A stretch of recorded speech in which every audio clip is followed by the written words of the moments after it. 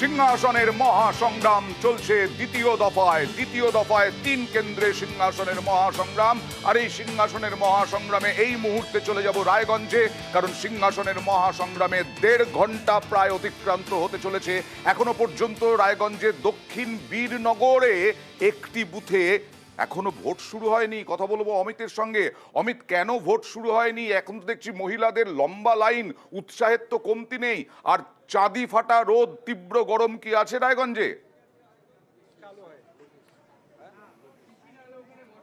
একেবারে দেখো, তোমাকে প্রথমেই বলবো যে এই মুহূর্তে সকাল 8:15 বাজে, এখনই কিন্তু 30 ছুঁই তাপমাত্রা। এবং আমি রয়েছি এই মুহূর্তে বীরনগর এলাকা, দক্ষিণ বীরনগর এলাকায়। তুমি দেখতে পাচ্ছ লম্বা লাইন। এখানে উপেন্দ্রমোহন প্রাথমিক বিদ্যালয়, দুটি বুথ রয়েছে, 169, 170। 170 নম্বর বুথে একটু আগে ভোট গ্রহণ শুরু হয়েছে, কিন্তু 169 নম্বর বুথে এখনো পর্যন্ত ভোট গ্রহণ শুরু হয়নি। এখানে সকাল 5টা, কেউ 4:30 বা 5টা পরবর্তী সময় থেকে কিন্তু প্রত্যেকে লাইনে দাঁড়িয়ে রয়েছেন। এখনো তারা কিন্তু ভোট দিতে পারেন। তীব্র গরম, এবং সেই সঙ্গে দেখতে পাচ্ছ যে কেউ ছাতা নিয়ে রয়েছেন। আপনি কখন থেকে আছেন? আমি 8 ঘন্টা হয়েছে আসা। কেন শুরু হয়নি? আপনারা কখন থেকে দাঁড়িয়ে রয়েছেন? অনেকক্ষণ, 1 ঘন্টা হলো। কিছু বলা হয়েছে কেন শুরু করা যায়নি? মেশিন বলে খারাপ ছিল, এখন তো এটা চালু হয়েছে, ওটা নাকি বন্ধ আছে। 70 চালু হয়েছে, 69 বন্ধ আছে। অরুণদা, 170 নম্বর বুথে ইভিএম খারাপ ছিল, সেটি ঠিক হয়েছে এবং সেখানে ভোট শুরু হয়েছে। এবং 169 নম্বর বুথ, যেখানে কিন্তু এখনো পর্যন্ত ভোট গ্রহণ শুরু হয়নি, কারণ সেখানে ইভিএম কিন্তু এখনো বিকল, অর্থাৎ ইভিএম 1:45। আপনি কখন থেকে আছেন? 6টা থেকে। কতক্ষণ থাকতে হবে, কিছু বলা হয়েছে ভেতর থেকে? মেশিন খারাপ। 2.5 ঘন্টা দাঁড়িয়ে আছেন ভোটাররা, কেউ প্রচণ্ড 1.5 গরম, ঘন্টা দাঁড়িয়ে আছেন এই গরমের মধ্যে, ঘেমে নে। কিন্তু এখন ইভিএম খারাপ, ভোট শুরুই হয়নি একটি বুথে। এবং একটা দিকে ছাউনি আছে, কিন্তু আরেকটা দিকে কোনো ছাউনি নেই। রোদের মধ্যে, চাঁদি ফাটা রোদেই দাঁড়িয়ে থাকতে হচ্ছে। আমরা আসবো, কারণ কৃষ্ণ কল্যাণী, যিনি রায়গঞ্জের তৃণমূল প্রার্থী, এবং তার সঙ্গে কার্তিক পাল, যিনি বিজেপি প্রার্থী। একটু ছবি দেখাবো, কারণ এখানে এই কেন্দ্রে 3 জনই দল বদলু। কৃষ্ণ কল্যাণী বিজেপি থেকে তৃণমূলে, কার্তিক পাল তৃণমূল থেকে বিজেপিতে।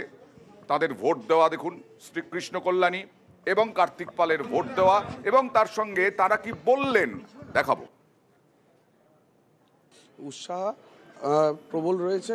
এবার যেটা সমর্থন রয়েছে, রায়গঞ্জে এবার একটা ইতিহাস হবে, রেকর্ড সংখ্যক ভোটে আমরা তৃণমূল কংগ্রেস থেকে জিততে যাচ্ছি। আমার 7টি বিধানসভার মধ্যে 7টি বিধানসভায় খুব ভালো লিড হবে। মূল প্রতিদ্বন্দ্বী বলে কেউ নাই। আমি বললাম ফারাকটাই এত বেশি হবে যে প্রতিদ্বন্দ্বী বলে কেউ থাকবে না। এটা গণতান্ত্রিক অধিকার, রাষ্ট্রহিতের সাথে, দেশের সাথে এটা ভোট, এবং উন্নততর দেশ গড়ার লক্ষ্যে আমি ভোট দিলাম। সব বুথে কি পোলিং এজেন্ট দেওয়া গিয়েছে বিজেপির পক্ষ থেকে? মোটামুটি এখন অবধি যা আছে সব বুথে রয়েছে। কিছু এরিয়ায় আমাদের অন্যান্য এজেন্টরা রয়েছে, তারা ঢুকে যাচ্ছে। তবে অলরেডি বিভিন্ন চেষ্টা হচ্ছে পোলিং এজেন্টদের বের করার অভিযোগ এসেছে। হুমকি হুঁশিয়ারির অভিযোগ তুললেন কার্তিক চন্দ্র পাল। আমি একটু আলোচনায় যাই, অতনুর কাছে যাই। অতনু, প্রথম দফা, দ্বিতীয় দফা, এরপরে বুঝতে পারছি তৃতীয় দফা, চতুর্থ দফা, সব দফাতেই যেটা এই রাজ্যে কোনোদিন ছিল না, ট্রেন্ড একটা, যে ইস্যু পরিবর্তন হতে চলেছে, বিভিন্ন সময় পরিবর্তন হতে চলেছে। এখন এসএসসি নিয়োগ চলে এলো, এসএসসি চাকরিহারা চলে এলো, আর জিটিএ নিয়োগ তো আছে। কি তোমাদের ইস্যু কি এখন? দেখুন, নিশ্চিতভাবে এটা তো ঠিক, লোকসভা নির্বাচন গোটা দেশের, মানে ভারতবর্ষ পৃথিবীর সর্ববৃহৎ গণতন্ত্রের দেশ গড়ার হচ্ছে লড়াই। এই লড়াইকে আমরা এইভাবেই দেখছি, এবং আমরা নিশ্চিত যে এই লড়াইয়ে আপনি পশ্চিমবঙ্গে যেমন বললেন বিভিন্ন ভিন্ন ইস্যু, আপনি ওই দেখেন যে দার্জিলিংয়ের একটা আলাদা ইস্যু রয়েছে, মানে দার্জিলিং বিশেষ করে পার্বত্য দার্জিলিং অঞ্চল। রায়গঞ্জ রয়েছে, রায়গঞ্জের কৃষ্ণ কল্যাণীর দেয়াল লেখা, তৃণমূলের দেয়াল লেখা, একপাশে এখনও তৃণমূলের ছাপ, বিজেপির পদ্মফুল আঁকা রয়েছে, কৃষ্ণ কল্যাণীর পাশে হচ্ছে জোড়া ফুল ছাপ নিয়ে নিজের দেয়াল লিখিয়েছেন। কাজে মানুষ নিজের দৈনন্দিন অভিজ্ঞতা থেকে বুঝছেন যে ফুল পাল্টে লাভ নেই, আসলে ফল পাল্টাতে হবে।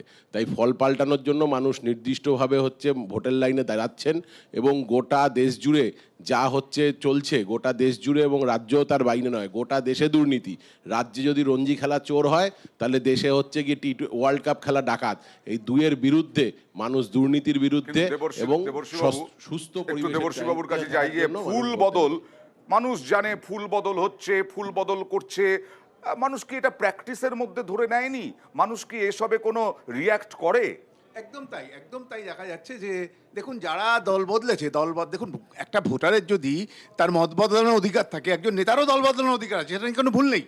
সমস্যাটা কোথায়? তিনি একজন জনপ্রতিনিধি, মানুষের রায় নির্বাচিত হয়েছিলেন, তারপরে তিনি দল যখন বদলেন প্রথম কাজটা হচ্ছে পদত্যাগ করা, এবং যে রিসিপিয়েন্ট দল তারও দায়িত্ব তাকে বলা যে যদি ভ্যালু ওয়েস্ট কিছুটা পলিটিক্স থেকে থাকে যে পদত্যাগ করে আমার দলে এসো, কিন্তু কেউ বলছে না, সবাই নিয়ে নিচ্ছে এবং সেও রিজাইন করছে না। এই যে একটা ভ্যালুলেস পলিটিক্সের দিকে নিয়ে যাওয়া হচ্ছে এবং জনতা কিন্তু সেই ব্যাপারে এখন পর্যন্ত খুব একটা রিয়াক্টিভ হচ্ছে না। কেন রিয়াক্টিভ হবে? মানুষ চায়, আমার মনে হয়, আমাদের মনে হয়, রাজনৈতিক বিশ্লেষকদেরও মনে হয় একাংশের, যে আমার রাস্তাটা ঠিকঠাক আছে কিনা, আমার ঘরে আলো আছে কিনা, আমি বিনামূল্যে রেশন পাচ্ছি কিনা, লক্ষ্মীর ভান্ডার পাচ্ছি কিনা, কন্যাশ্রী পাচ্ছি কিনা, যুবশ্রী পাচ্ছি কিনা, সাইকেল পাচ্ছি কিনা। আপনি যে পয়েন্টগুলো বলেন এগুলো খুব শর্ট রান।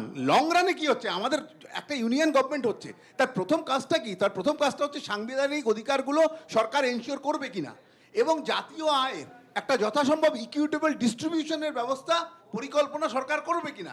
এইগুলো হচ্ছে লং রান প্ল্যানিং। এইগুলো সরকার যদি করে তবে ভারতবর্ষ মজবুত হবে, ভারতবর্ষ থেকে দারিদ্র্য দূর হবে, বেকারত্ব দূর হবে। সেই ইস্যুগুলোর বদলে অনেক শর্ট রান ইস্যু যেগুলো তাৎক্ষণিক ইনস্ট্যান্টেনিয়াস, সেগুলোর উপর আমরা এটাও বিষয় যে শর্ট রান ইস্যু নিয়েই মানুষ এখন থাকতে চাইছেন কিনা, পরিবর্তন হয়েছে কিনা।